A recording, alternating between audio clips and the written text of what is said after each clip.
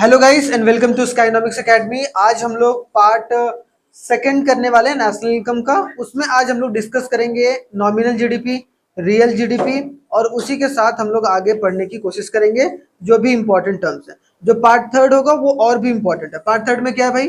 Part third में जो है वो हम लोग मेजरमेंट के बारे में पढ़ेंगे। किसके बारे में?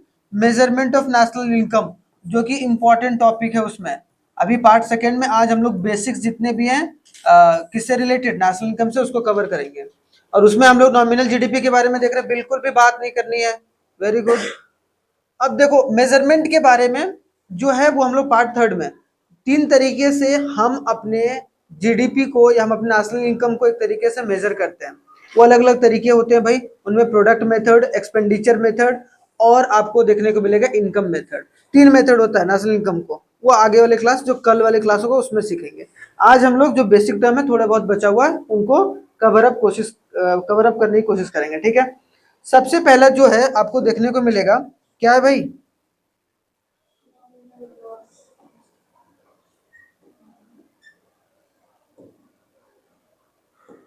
ठीक है। अब देखो सबसे पहले हमारा क्या है? Nominal GDP, gross domestic product का इसको क्या बोल सकते हैं हम लोग? नॉमिनल। इसको क्या बोलेंगे भाई?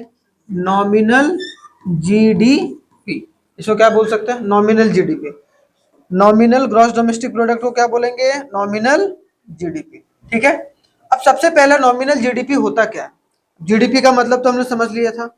जीडीपी का मतलब हमारे देश के अंदर जितना भी गुड्स एंड सर्विस बन रहा है उसकी जितनी वैल्यू है वो हमारा क्या हो गया? नॉमिनल जीडीपी हो गया। लेकिन यह समझने वाली बात है कि अगर हम लोग जीडीपी को अगर करंट ईयर के हिसाब से निकालेंगे, जीडीपी को किसके हिसाब से?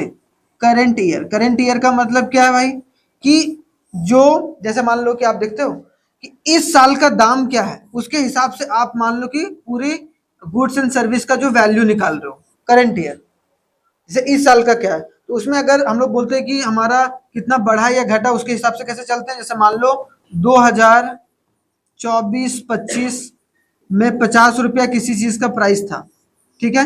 वो 25-26 में कितना हो गया? मान लो 60 रुपया हो गया। ठीक है। या फिर हमारे देश की जीडीपी 50 रुपया थी, अब कितनी हो गई? 60 रुपया। तो मतलब हमारी जीडीपी कितनी बढ़ी भाई?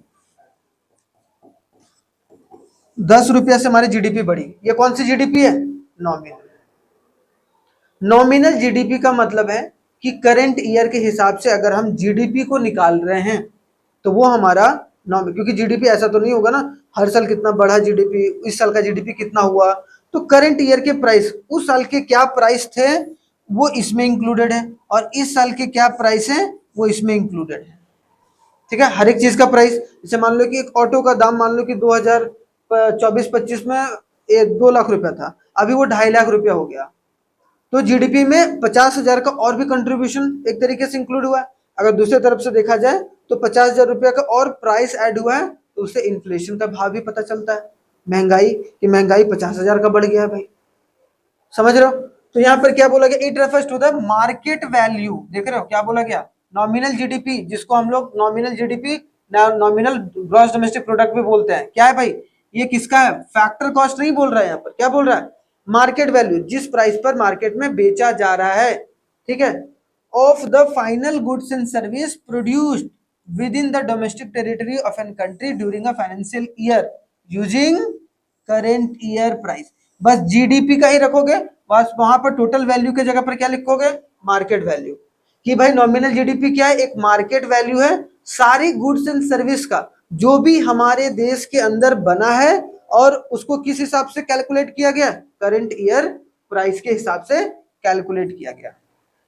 जिस ईयर का निकाल रहे हैं, अगर हम 2025-26 में और 25-26 का अगर हम जीडीपी निकाल रहे हैं तो नॉमिनल जीडीपी होगा। ठीक है। हम लोग ये बोलेंगे 2024-25 और 25-26 एक साल में कितना जीडीपी बढ़ा घटा, तो नॉमिनल जीडीपी कितना बढ़ा और घटा। देखो नॉमिनल जीडीपी बोलोगे तो क्या बोलोगे? 3 वर्ड याद रखना है। मार्केट, क्या होगा? Market value, value of final goods and service. किसका? फाइनल गुड्स एंड सर्विस का। ठीक है। और वो किसके प्राइस के हिसाब से? करंट ईयर के प्राइस के हिसाब से। आई बात समझ में? तो हमारा क्या हो गया? ये कौन सी GDP? Nominal GDP. Nominal GDP निकालते हैं करंट ईयर के प्राइस, याद रखना एनसी, नॉमिनल से करंट। और अगर अभी रियल के बारे में बात करेंगे, रियल जीडीपी, रियल चेहरा इकोनॉमी का कौन दिखाता है, रियल जीडीपी। क्योंकि आप मान लो कि ऐसे एग्जाम्पल के तौर पर अगर थोड़ा सा समझो, तो अगर आप, एक चुटकी है, ठीक है, ये चुटकी है भाई, बड़े बड़े बाल है इसके। अब ये चुटकी एक क्लास में, मान लो 5th क्लास में इसने मान लो 80 मार्क्स लाए, ठीक है, और 6th क्लास में इसका मान लो किसी वजह से इसका 50 नंबर आ गया, तो क्या हम ये बोल सकते हैं कि ये बहुत कमजोर है या ये बहुत तेज है? ऐसे तो हम एनालाइज नहीं कर सकते ना किसी के एक ईयर के हिसाब से। सेम उसी तरीके से नॉमिनल जीडीपी, क्योंकि उसमें हम लोग सारी चीजों को इंक्लूड नहीं कर रहे हैं और सारे मतलब ईयर के हम लोग वैल्यू को इंक्लूड नहीं कर रहे हैं, करंट ईयर, तो हम उसमें रियल चेहरा जो होती है इकोनॉमी की नहीं दिखती है। उसमें यह दिखता है कि इस साल का जो है वो फाइनल गुड्स एंड सर्विस की वैल्यू क्या है, करंट ईयर के प्राइस के हिसाब से, बस करंट ईयर के प्राइस के हिसाब से, बस इतना याद रखना है हमें कि करंट प्राइस के हिसाब से अगर हम जीडीपी निकाल रहे हैं तो वो कौन सी जीडीपी हो गई। ये रियल चेहरा दिखा रहा है, दिखा रहा है, कैसे दिखा, रियल नहीं दिखा रहा ना, ये तो ये दिखा रहा ना कि इस साल। अब यहाँ पर अगर हम बोले कि भाई, अब मान लो कि इसने बोला कि भाई फर्स्ट क्लास में ना ये पहले 20 नंबर लाती थी, अब ये ना धीरे धीरे धीरे धीरे करके अब 80 नंबर लाए, मतलब ये क्या रियल चेहरा दिखा रहा है ना। अब इन दोनों को अगर हम कंपेयर कर रहे हैं तो कि भाई उसने सच में डेवलप करा है या डेवलप नहीं करा है वो भी बताएगा। लेकिन हम ये नहीं बोल सकते कि एक क्लास में अच्छा मार्क्स आया या एक टेस्ट में अच्छा मार्क्स आ गया, अगले टेस्ट में अच्छा मार्क्स नहीं आया तो वो खराब स्टूडेंट है ना। हम ये देखेंगे भाई कि उसने मतलब मान लो कि वो 7th 8th में कैसा था और अभी कैसा है। 7th 8th में बहुत तेज तरार था, अभी जो है पूरा भोंदू हो गया है। भोंदू समझते हो, हाँ, दिमाग ही नहीं लगा रहा, सिर्फ मूछ में ताव दे रहा है, ठीक है। तो ऐसे नहीं होगा। हाँ, आजकल 12वीं क्लास के बच्चों के मूछ आ जाते हैं तो मूछ में ताव देना शुरू कर कि मैं ही तो चौधरी हूँ। हाँ, ठीक है, तो समझ में आ गया भाई नॉमिनल जीडीपी, नॉमिनल जीडीपी बस बेसिक। अब दूसरा देखो real GDP, real gross domestic product, उसको हम लोग दूसरा नाम क्या बोलेंगे, real GDP. Real GDP economy का रियल फेस दिखाता है। इट क्या indicates, it indicates real face of the economy, ठीक है। इकोनॉमी का अगर रियल चेहरा देखना हो तो उस देश का रियल जीडीपी को देख लो। तो रियल जीडीपी हमेशा किसके हिसाब से होता है भाई, बेस ईयर प्राइस के हिसाब से, ठीक है। जैसे कि हम लोग अगर बोले कि भाई 2000 जो है 11-12, ठीक है, 2011-12 में किसी चीज का प्राइस था 50 रुपया और आज उसका प्राइस 2025-26 में उसका प्राइस हो गया है 150 रुपया। इसका मतलब हम लोग ये एक्चुअल बता सकते हैं कि नहीं, करीबन करीबन आपको देखने को मिलेगा कितना, 15 साल है, 15 साल है। इसका मतलब कितना बढ़ा है, 3 गुना बढ़ा है ना, मतलब 300% बढ़ा है, हाँ या ना, समझ रहे हो, 3 गुना बढ़ा है ना भाई।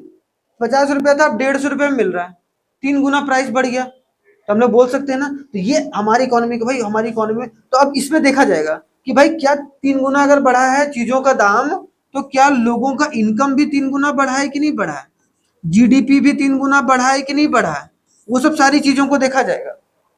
अगर सारी चीजें, तो इसका मतलब क्या, हमारी इकोनॉमी का रियल चेहरा दिखा रहा है वो, अगर हम लोग किसके हिसाब से चल रहे हैं, बेस ईयर प्राइस। तो देखो यहां पर भी सेम डेफिनेशन रट जाना है क्या, कि भाई रियल जीडीपी क्या होता है, it refers to market value of final goods and service produce within the domestic territory of an country during a financial year या during an accounting year as estimated using base year price.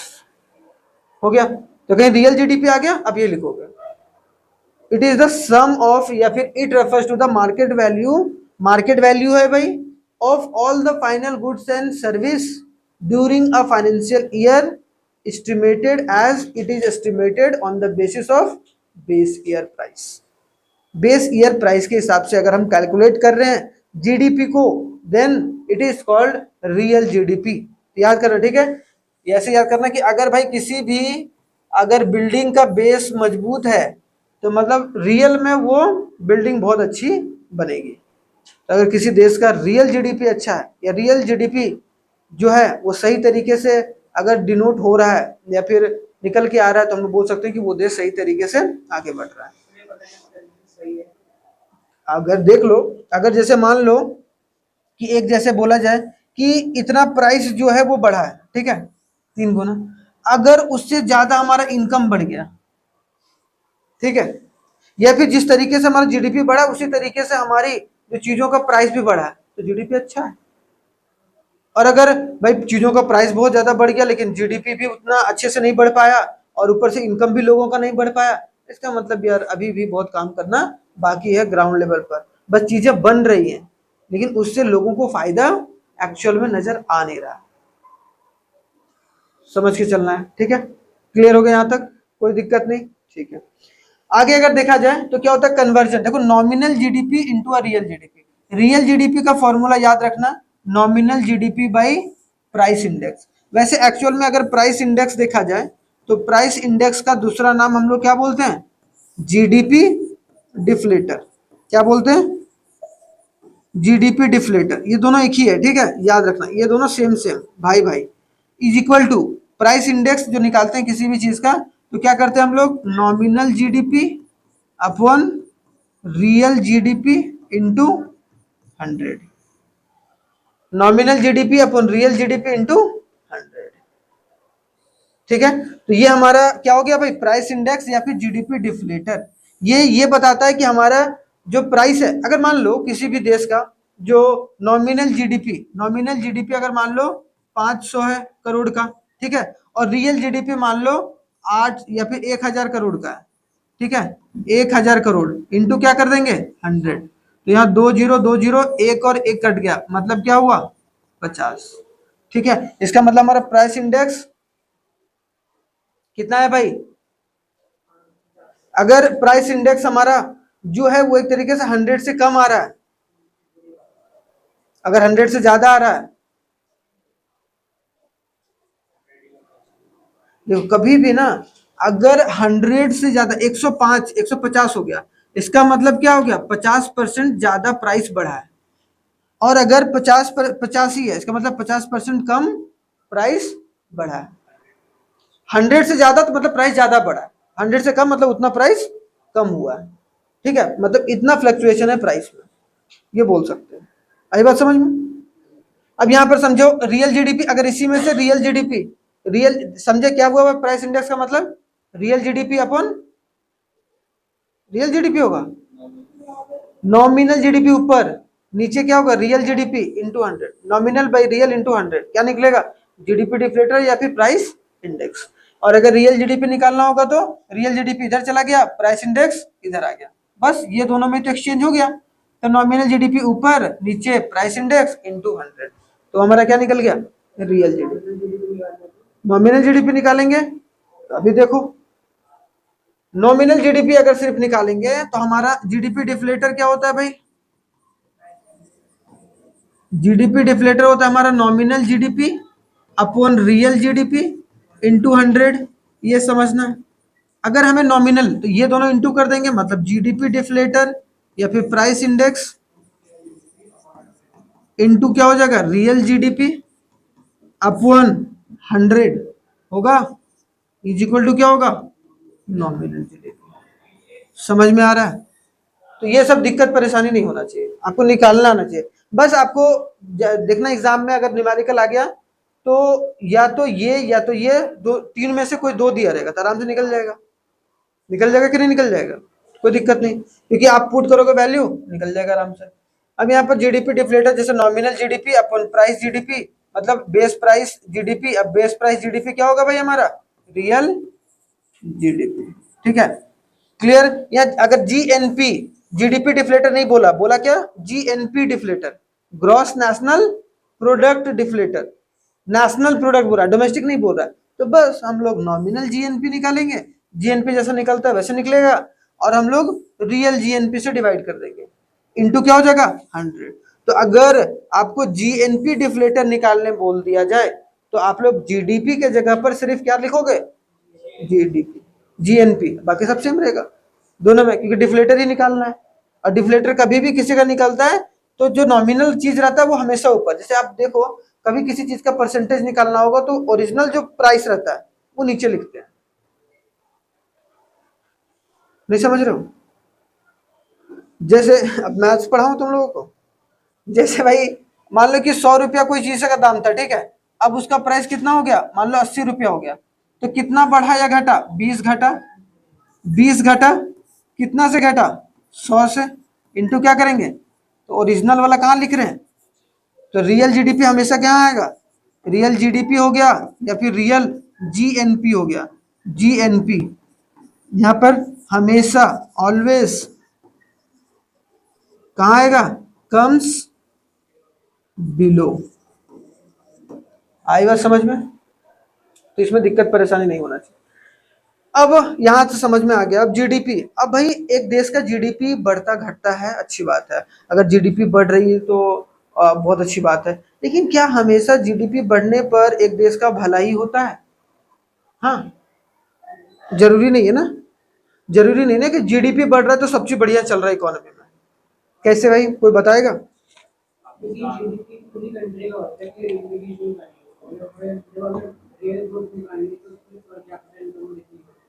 नहीं वो मैं नहीं पूछ रहा, मैं ये पूछ रहा हूँ कि जीडीपी अगर अच्छा है किसी भी देश का तो क्या वो सच में देश के लिए भला है?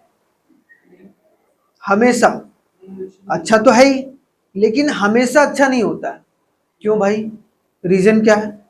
रीजन साफ है कि भाई हम क्या कर रहे हैं, डेवलपमेंट कर रहे हैं, इंडस्ट्री लगा रहे हैं, सब चीज कर रहे हैं, लेकिन उससे पॉल्यूशन भी तो हो रहा है।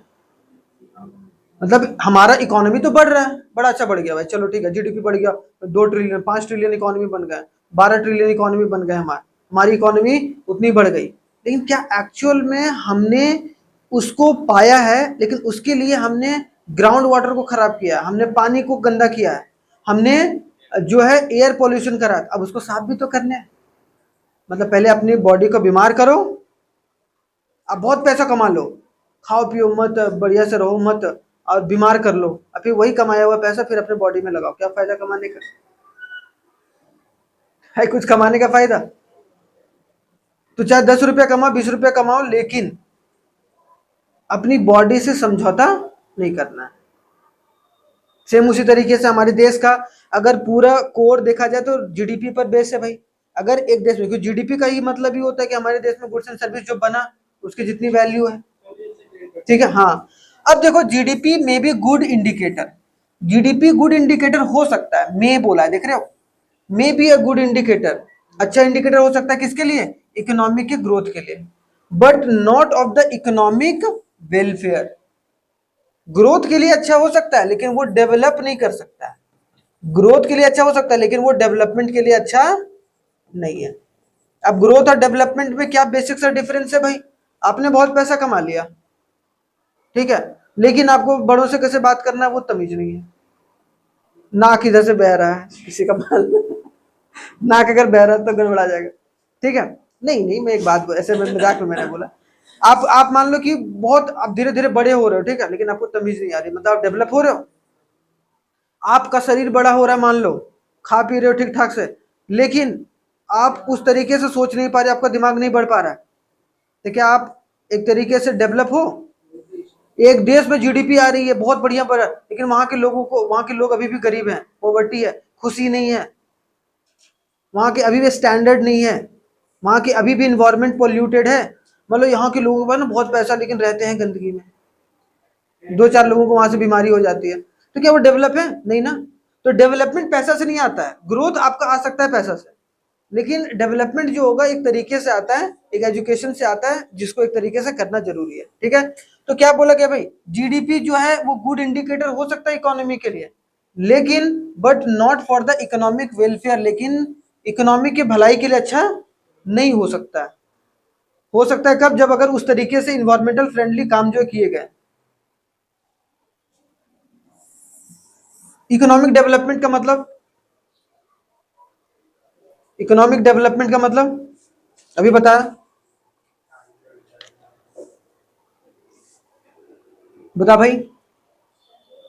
इकोनॉमिक डेवलपमेंट का मतलब कि अगर हमारे देश में पैसे तो कमाई जा ही रहे हैं, उसके साथ साथ यहाँ के लोगों को शिक्षा भी अच्छा मिल रहा है, यहाँ की हेल्थ फैसिलिटी भी अच्छी है, वो सब सारी चीजें। तो वो सब सारी, अब सोचो मान लो कि इकोनॉमी ग्रो कर रही है लेकिन यहाँ धूल धक्कड़ ही हो रहा है, पोल्यूशन ही हो रहा है, तो बीमार ही तो हो रहे हैं, तो उससे क्या डेवलप हो रहा है? नहीं। तो जीडीपी क्या है भाई? Economic welfare and economic development के लिए अच्छा नहीं हो सकता है कभी कभी, maybe because of the following reason. क्या क्या रीजन है भाई? It fails to indicate the distribution of income. अब देखो, हाँ सही बात है, जीडीपी ये बताता है क्या कि लोगों के पास पैसा जो है वो किस तरीके से डिस्ट्रीब्यूट किया जा रहा है। अब अगर देखो तो बहुत कम लोगों के पास बहुत ज्यादा पैसा है और बहुत ज्यादा लोगों के पास बहुत कम पैसा है हमारी इकोनॉमी में। तो वो चीज जीडीपी नहीं बता रहा है, जीडीपी बढ़ रहा है लेकिन उसमें से कुछ ही जो लोग हैं वो पैसे को बना रहे हैं, कुछ ही बड़े बड़े बिजनेसमैन है वो पैसा बना रहे हैं, छोटे लोग पैसा बना ही नहीं पा रहे हैं। मतलब जीडीपी ये नहीं बताता है हमें कि भाई पैसे का डिस्ट्रीब्यूशन सही हो रहा है या नहीं हो रहा है, इसलिए वो क्या है, हमेशा जो है वो गुड इंडिकेटर के रूप में नहीं माना जाएगा। पहली बात समझ में आ गई। दूसरा है, non monetary transaction are ignored while calculating GDP. Non, सिर्फ पैसों से रिलेटेड ही जीडीपी में काउंट होता है, उसके अलावा जितनी अगर नॉन मॉनेटरी जो ट्रांजैक्शन है उसको कभी भी उसमें काउंट नहीं किया जाता है। ठीक है, हैप्पीनेस, स्टैंडर्ड ऑफ लिविंग, ठीक है, ये सब चीज कभी काउंट होता है? जीडीपी में काउंट होता है? नहीं, उसमें तो सिर्फ पैसा हो रहा है ना। It is the value of all the final goods and service which produced within our territory. बस, जो भी गुड्स, एक बार गुड्स प्रोड्यूस हो गया उसकी जितनी वैल्यू हो रही है, ठीक है, फाइनल गुड्स, ठीक है, इंटरमीडिएट गुड्स का नहीं। एक्सटर्नलिटीज, गुड और bad impact of a personal activities and others are not taking into a consideration while computing जो है जीडीपी। मतलब जैसे पॉल्यूशन वगैरह हो गया, वाटर पॉल्यूशन हो गया, एयर पॉल्यूशन हो गया, वो सब सारी चीजें जो है वो एक तरीके से काउंट नहीं की जाती जीडीपी को, इसीलिए उसको हम लोग नहीं बोल सकते कि वो एक बेस्ट इकोनॉमिक इंडिकेटर है। ठीक है, इसीलिए देखो इसके तर्ज पर अगर देखा जाए, ह्यूमन डेवलपमेंट इंडेक्स निकाला जाता है ना। ह्यूमन डेवलपमेंट इंडेक्स में तीन चीजें रहती हैं। एक तो भाई आपका जो पैसे से रिलेटेड है, जीडीपी से रिलेटेड है, दूसरा जो है आपका एजुकेशन से रिलेटेड, और तीसरा जो है हेल्थ से रिलेटेड। उन तीनों को मिलाकर एक इंडेक्स तैयार किया जाता है, हिंदी में उसको सूचकांक बोलते हैं। हाँ, सूचकांक। हाँ, तो हाँ, तो उसमें एक इंडिकेटर तैयार किया जाता है भाई कौन सा देश जो है वो इन तीनों में अच्छा है या कौन सा देश बुरा है। हम लोग अभी 130वें पोजीशन पर है, सोचो 193। हाँ 193, सोचो हमसे ज्यादा तो अच्छा तो श्रीलंका है इसमें ह्यूमन डेवलपमेंट इंडेक्स। तो इसका मतलब क्या हुआ कि जीडीपी ही सबसे सब चीज नहीं है एक देश के लिए, जीडीपी ही सब चीज नहीं है, सिर्फ मॉनेटरी ही सब चीज नहीं है। क्लियर? अब देखो कुछ इंपॉर्टेंट टर्म्स फटाफट इधर। अब आगे देखो क्या है भाई, नॉर्मल रेसिडेंट, कल मैंने बताया था normal resident of the country क्या होते हैं, जो हमारे देश में क्या होते हैं, citizen and institution of a country who normally reside, जो हमारे देश में नॉर्मली रह रहे हैं, ठीक है, and their centre of economic interest, जो खा रहे हैं, खर्चा कर रहे हैं, कमा रहे हैं, वो यही कर रहे हैं, तो वो हमारे देश का क्या कहलाएंगे, नॉर्मल रेसिडेंट। अगर वो खर्चा यहाँ नहीं कर रहे हैं, कमा यहाँ नहीं रहे हैं, तो वो नॉर्मल रेसिडेंट बिल्कुल भी नहीं कहलाएंगे। ठीक है, समझ में आ गया। Citizen of other country who have been living in our country beyond a period of, अगर कोई भी व्यक्ति या कोई भी इंसान अगर 1 साल से ज्यादा अगर रह रहा है तो उसको हम लोग क्या ट्रीट करेंगे, normal resident of our country.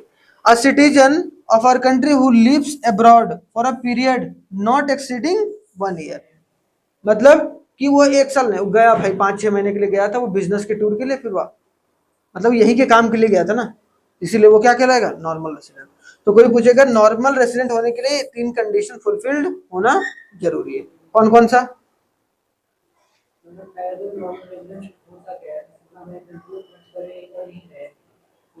Term क्या है, टर्म इकोनॉमिक इंटरेस्ट, जिनका इकोनॉमिक इंटरेस्ट कहाँ, नहीं जिस देश का है, अगर नॉर्मल रेसिडेंट है उस देश में होना चाहिए, इंडिया में। ठीक है, citizen of other country who have been living in a country beyond 1 साल, या फिर बाहर गया हो, फॉरेन गया हो लेकिन 1 साल से ज्यादा नहीं रहा। Very good. नहीं, लगभग सेम होता है। ठीक है।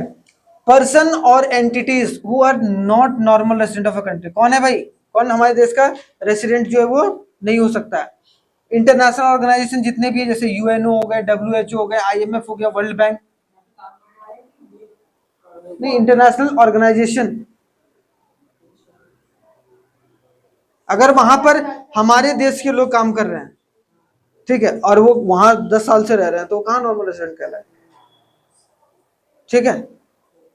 उसके बाद फॉरेन टूरिस्ट जितने भी होते हैं, visitors for any purpose, crew members, foreign cargo, ठीक है, are considered as a normal, यहाँ पर is not considered as a normal resident. जैसे स्पोर्ट्स पर्सन है, बाहर के खिलाड़ी हमारे देश में खेलने आए, तो क्या हो गया, वो हमारे देश के लोग हो गए क्या, हमारे देश का नॉर्मल नहीं हो गया वो, तो हमारे देश का नॉर्मल रेसिडेंट नहीं कहलाएगा। मतलब एज देयर इकोनॉमिक इंटरेस्ट, इनका इकोनॉमिक इंटरेस्ट कहाँ पर है, does not lie in that country. वो कुछ दिन रहेंगे, उसके बाद फिर वो चले जाएंगे, इसीलिए यहाँ पर उनका इकोनॉमिक इंटरेस्ट नहीं दिखता, इसीलिए ये हमारे देश के नॉर्मल रेसिडेंट नहीं कहलाते हैं। समझ में आया, वो नॉर्मल रेसिडेंट किसे नहीं बोलते हैं।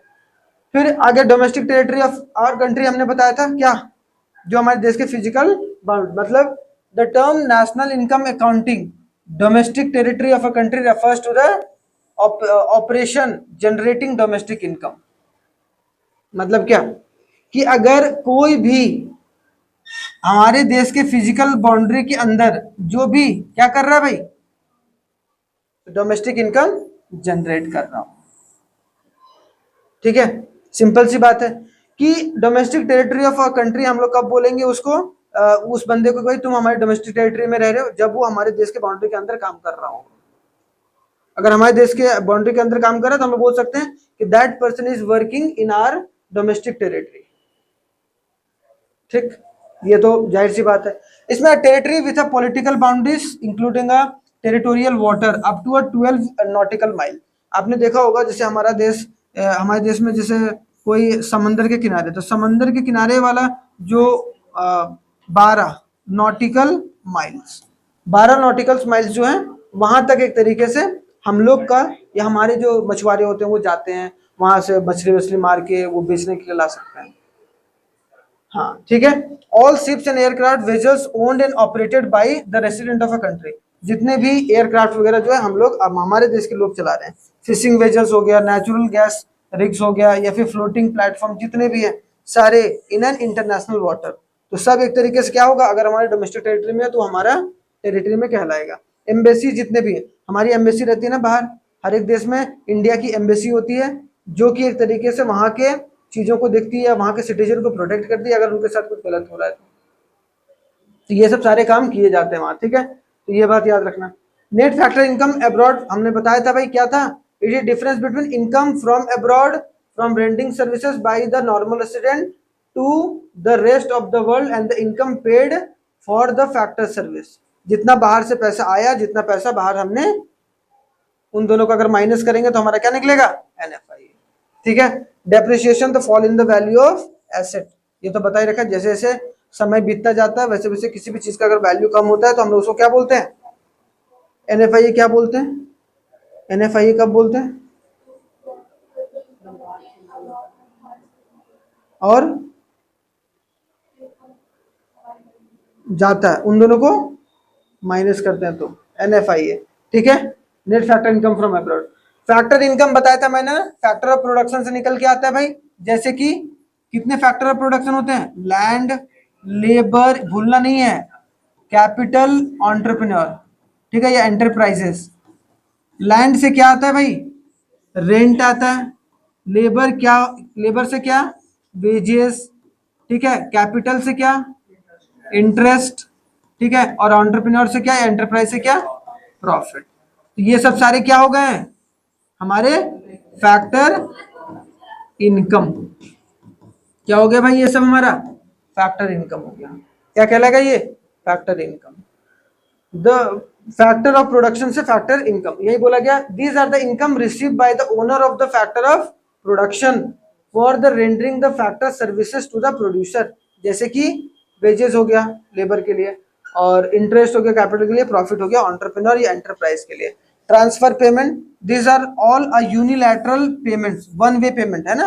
ट्रांसफर पेमेंट को हमेशा क्या लिखेंगे, यूनिलैटरल जो है पेमेंट। ट्रांसफर का मतलब एक जगह से दूसरी जगह ट्रांसफर हो रहा है, उधर से उधर आ नहीं रहा है, एक ही तरफ जा रहा है, या तो आ रहा है या तो जा रहा है, तो यूनिलैटरल ट्रांसफर, तो उसको हम लोग क्या बोलेंगे, transfer payment.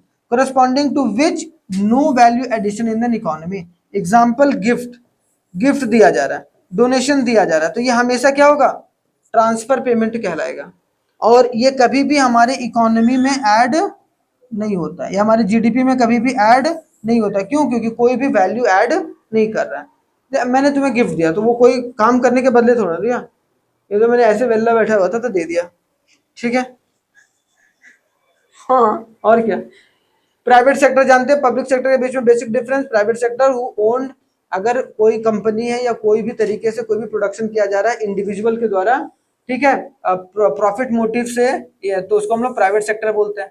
All those businesses and enterprises which are owned and controlled by private individual, उसको हम लोग प्राइवेट सेक्टर। पब्लिक सेक्टर किसको बोलते हैं भाई, the refers all those department and non department businesses, ठीक है, and enterprises which are owned and controlled by government. जो ओन्ड करता है, जो सरकार ओन करता है या कंट्रोल करता है, उसको हम लोग क्या बोलते हैं, पब्लिक सेक्टर। एक होता है डिपार्टमेंटल पोस्ट, एक होता है नॉन डिपार्टमेंटल। जैसे डिपार्टमेंट में क्या आ गया भाई, पोस्ट ऑफिस का अलग डिपार्टमेंट है, रेलवे का अलग डिपार्टमेंट है, टूरिज्म का अलग डिपार्टमेंट है। लेकिन जैसे इंडियन एविएशन अलग डिपार्टमेंट नहीं है ना, इंडियन ऑयल अलग डिपार्टमेंट नहीं है ना। इनका क्या है, जैसे इंडियन एविएशन, जैसे जो एयरपोर्ट बनता है, एयरलाइंस रहता है, वो सब किसके नियम कानून पर चलते हैं, भारत सरकार के नियम। लेकिन क्या उनका वो डिपार्टमेंट है, वो एरोप्लेन चलाते हैं, सरकार एरोप्लेन चलाती है क्या, नहीं ना। समझ में आ गया, समझ में आया। तो ये चीजें इंपॉर्टेंट है जो कि समझ के चलना है। लास्ट टॉपिक देखो इसमें, एक्सटर्नैलिटीज। एक्सटर्नैलिटीज हमने देखा था वहां पर, जो जीडीपी के हिसाब से। एक्सटर्नैलिटीज का मतलब क्या है, it refers to the benefit और a harm that a firm और एन इंडिविजुअल कॉजेज, ठीक है, टू अनदर। कि कोई बिजनेस या कोई इंडिविजुअल जो दूसरे को कोई हार्म कर रहा है, उसको हम लोग एक्सटर्नलिटीज बोलते हैं। For which they are not charge और पिनलाइज्ड। जैसे कि मान लो एक फैक्ट्री है, वो बहुत धुआं छोड़ रहा है, लेकिन वो उसके लिए कोई कंपनसेशन नहीं दे रहा है, ना पेड़ लगा रहा है, ना कुछ कर रहा है, बस धुआं छोड़ छोड़ के वो कमाया जा रहा है। इसका मतलब क्या है, गलत है कि नहीं गलत है, तो वो क्या हो गया, एक्सटर्नलिटीज। कोई भी अगर नुकसान कर रहा है इन्वायरमेंट को किसी भी तरीके से, लेकिन वो उसका भुगतान नहीं कर रहा है, वो उसके लिए कोई पर्टिकुलर उनके से कोई चार्ज नहीं लिया जा रहा है, तो वो हमारा क्या कहलाएगा, एक्सटर्नलिटीज, ठीक है। कोई है फैक्ट्री वाला, वो जहरीला जो पानी है वो कहाँ, गंगा के नदी में डाल रहा है, या फिर मान लो यमुना की नदी में डाल रहा है, तो इसका मतलब क्या हो रहा है, वो वहाँ की जो वाटर को है वो दूषित कर रहा है, पोल्यूट कर रहा है। तो क्या इसका असर जो है हमारे इन्वायरमेंट पड़ेगा कि नहीं, क्या उसके लिए वो चार्ज कर रहा है, नहीं कर रहे, तो वो क्या होगा, एक्सटर्नलिटीज। इसमें क्या होगा भाई, पॉजिटिव भी होता है, नेगेटिव भी होता है। पॉजिटिव कैसे होगा भाई, ये बहुत इंपॉर्टेंट है भाई, बता रहा हूँ, ठीक है, याद रखना। पॉजिटिव एक्सटर्नलिटीज का मतलब it benefit an accrues an individual और society for which he has to pay nothing. अगर कुछ भलाई का काम कर रहा है, जैसे पेड़ लगा रहा है, तो इसका मतलब वो कैसे एक्सटर्नलिटीज है, पॉजिटिव।